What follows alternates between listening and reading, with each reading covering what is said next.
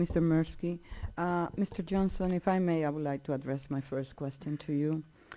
There has been much discussion in the national media about the number of jobs lost since we passed the Economic Recovery Act. And you explain in your testimony that nearly 75% of those surveyed by your organization benefited from the tax credit for HVAC equipment. And I just would like for you to comment as to where would your industry be today if that credit had not been enacted into law? Madam Chairwoman, there is no doubt that there has been a constriction in our industry in the number of jobs.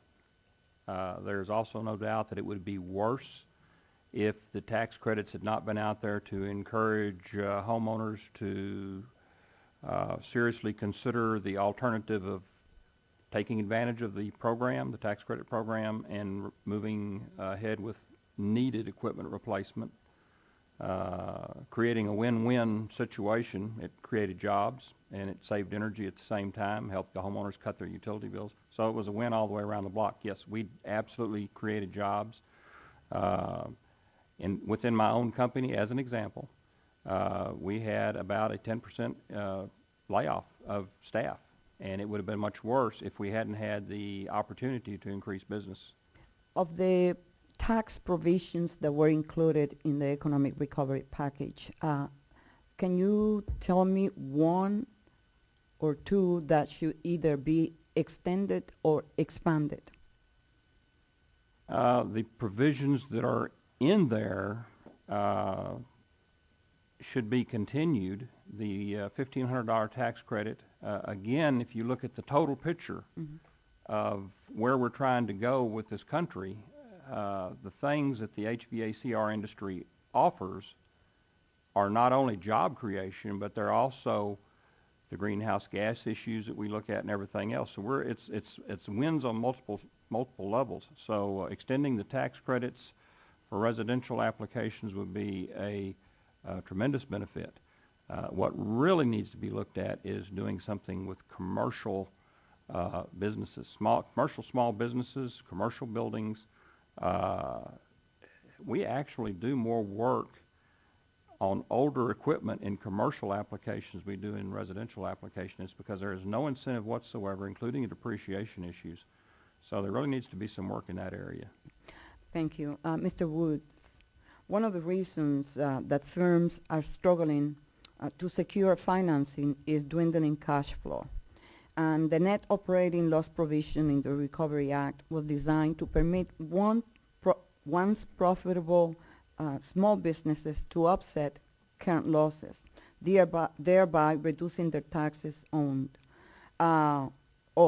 Do you believe that the provision has improved their cash flow and ability to access credit? Madam Chairwoman, there's no question that that's a good initiative. However, for the members as they come in, as I was suggesting in my testimony, in 2008, our companies were making a profit. As we go into 2009, now's when our companies are in their most desperate situation. If you can carry the provision forward to 2009 and hopefully into 2010, because I don't think we're going to come out of this fast enough in our industry, as I mentioned, with us being first in and last out. Sure, it would be very beneficial for us. You're telling us that Congress should expand it beyond 2009. Absolutely. Absolutely. That's where the net benefit will happen. Thank you. Mr. Johnson, you mentioned how the depreciation schedules have not been updated to match the useful life of certain property. How does the failure of the tax code to reflect business operations affect your company? And can you offer real-life examples how it alters the decisions of your customers? Well, the existing tax codes for commercial customers allows a depreciation schedule on equipment of 39 years. Equipment only lasts 15 to 20 years. On top of that, you've got to consider that a lot of small businesses are in lease situations. They're leasing a property to run their business out of. And the leases are uniformly written where the tenant's responsible. So he's got a short, maybe a five-year lease. If he has to replace air conditioning equipment, he's got a 39-year window to write it down in. There is no incentive to do anything but to patch together an old piece of inefficient equipment. And so we find ourselves going out and patching equipment and continuing to keep what is effectively 6 and 7, 8 SEER or EER equipment running, as opposed to reducing the carbon footprint and reducing the utility consumption and helping the small businessman. Okay. Mr. McMillan and maybe Mr. Mirsky, because you made reference to the housing crisis and how important is the home buyer's tax credit that has proven to be an effective means of stimulating our economy, or at least the housing economy. But its temporary nature is designed to encourage home buyers to act now. However, there are discussion, and you, Mr. McMillan, suggested that or recommended that it should be extended. The issue that I would like for you to react is that some people are saying that since there is discussion going on in Congress about extending it and maybe to increase the tax credit, that will discourage buyers from going into the market and purchasing those homes now. How would you react to that? Thank you, Madam Chairman. There are really two distinct issues. The tax credit, we've seen instant results in terms of the increase in existing home sales month after month over the past 4 months. One unintended consequence of the discussion about Congress about futuristic actions is that first-time home buyers anticipating those things taking place take themselves out of the market and sit on the fence and wait. And that's kind of catastrophic right now at a time when the foreclosure inventory is shrinking. We have an excitement back into the marketplace brought on by the tax credit.